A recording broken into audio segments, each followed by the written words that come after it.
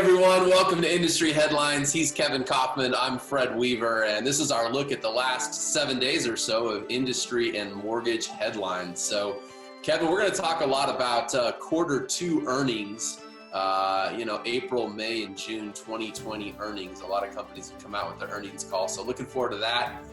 The president in the news this week, trying to get in there in housing, trying to help things move things forward. HUD also trying to help people with low-income housing, and Rocket Mortgage also in the news in the last week going public. I bought some stock, by the way. We'll see if probably terrible. You should sell whatever you have now. Anytime I buy a stock, it's bad news. But go ahead, Kevin. I can't believe you'd buy stock of a company that's trying to put people out of business. Anyways, let's jump into it. All right, so let's jump off.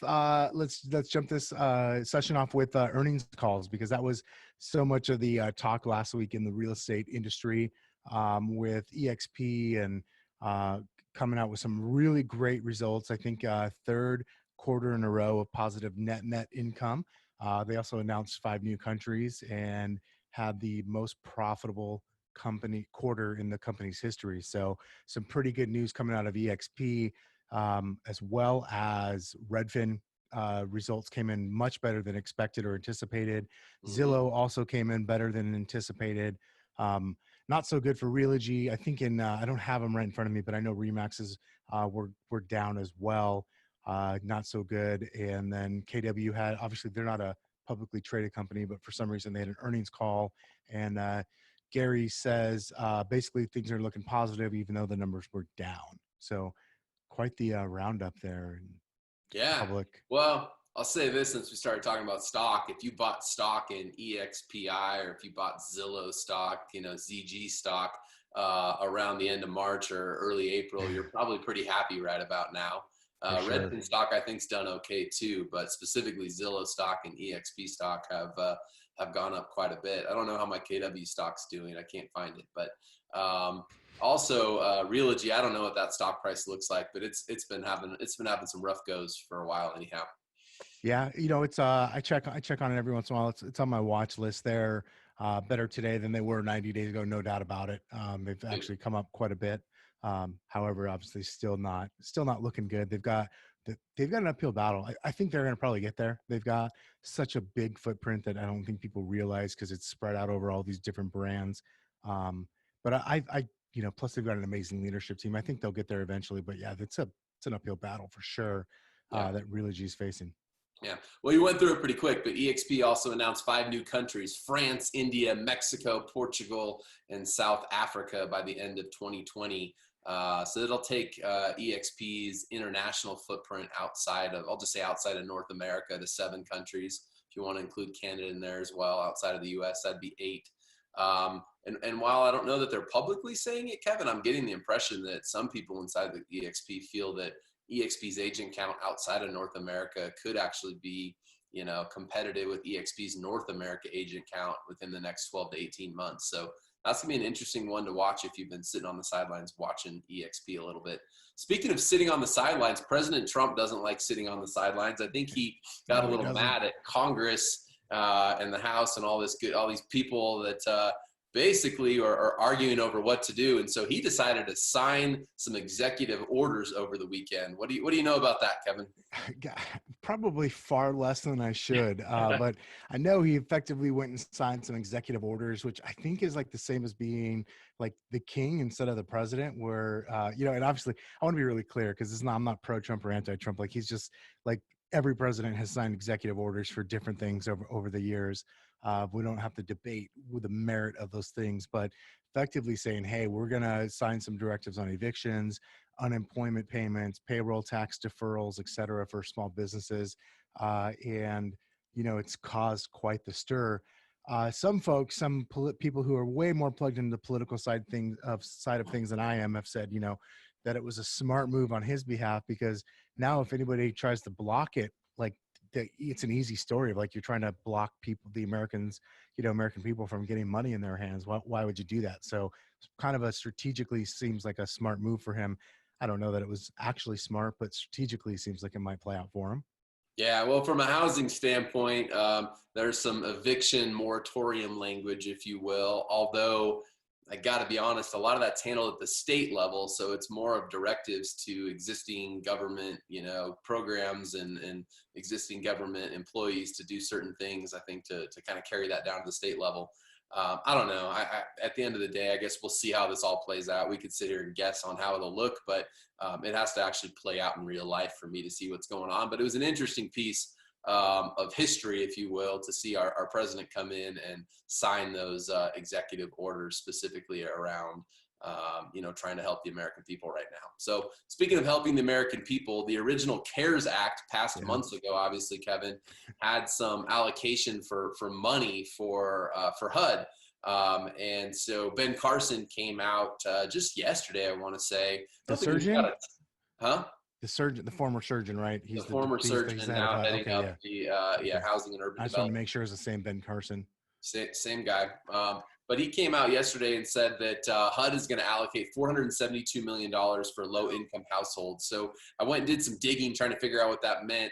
Apparently, they're going to put some of this money towards vouchers. I guess so. I think Okay. from what I can figure out, Kevin, it seems like it has to do with like Section 8 type housing might be where you're most familiar with the voucher type piece. So Yeah. it's just putting more money into elderly and people that make not enough money in our country to have safe, affordable housing. So I don't know how far $472 million really goes. So I'm not the expert on this, but anyway, it was nice to see that there's some money still from the CARES Act going to help people as it relates to housing. Yeah, it's again, I always wonder, like when I see these programs like that headline is great. Like $472 million going to help with low income housing. Like that's important. We need that. And then I always wonder like how much of that like really gets down to the people that need that help. I don't know. Sorry to go off on a tangent there. I'm just something that I always ponder about when I see these types of news briefings and headlines and whatnot. But anyways, let's talk about Rocket Mortgage, right? The latest company to go public. So Quicken Loans has taken their game and gone the way of the IPO here recently in the last week. Yeah, Dan Gilbert, owner of the Cleveland Cavaliers, owner of Quicken Loans and Rocket Mortgage, decided to take his company public. So that was kind of an interesting move. Forbes wrote an article in the last week or so about it because the minute it went public, it made him even wealthier. He moved up the wealthy Americans list, if you will. But so anyway, kind of interesting move. I don't know that I expected that. It wasn't like one of those. Like Compass, as an example, we always hear like they may go public. I don't know that I ever heard any whisperings about Quicken and Rocket going public. So to me, that kind of came as a surprise. But also, Kevin, I don't know if you know this, and I didn't put this on our industry headlines for today, but we're going to add it on anyway. I just saw a little notification that Airbnb has come out this morning and announced that they have plans to also go public. So you talk about, companies going public in the housing space. There's been rumors that Keller Williams may go public, Yeah. although Gary Keller himself has denied those rumors in the past. I've heard more rumblings of those. So I don't know. The Airbnb is not a rumor, though. That was a Wall Street Journal article that I happened to read in the last hour. Yeah, well, with the Airbnb thing, like that's been the plan for a while. I think had we not had the pandemic, and things shut down the way they were, they'd already be public, right? They were on that track. I think the big difference is they would have hit it with a ton of momentum, and now I gotta wonder if this is like hey, this is probably more of a how do we get the cash to continue to operate type of situation, right? Because they've been, it's been well documented. Airbnb has been hurting big time. So interesting to see for sure. As more companies decide to go public, back to the to Quicken / Rocket Mortgage going public.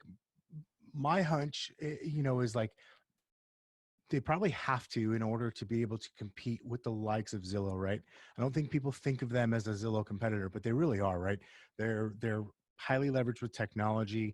They're obviously in front of the consumer on the mortgage side, and maybe not everybody realizes it, but they're also in front of the consumer on the real estate side with their in-house realty brand that sends out referrals in a big way, like in like massive volumes. And so my hunch is like this is how they sort of see themselves getting on par with the company like Zillow, who is still for sure the leading brand in our industry and whatnot. So I know there's tons of agents that hate Zillow and you're going to put them down, but at the end of the day, the consumer recognizes the Zillow brand more than they do any other brand at this point in time. They've got more eyeballs, and eyeballs matter.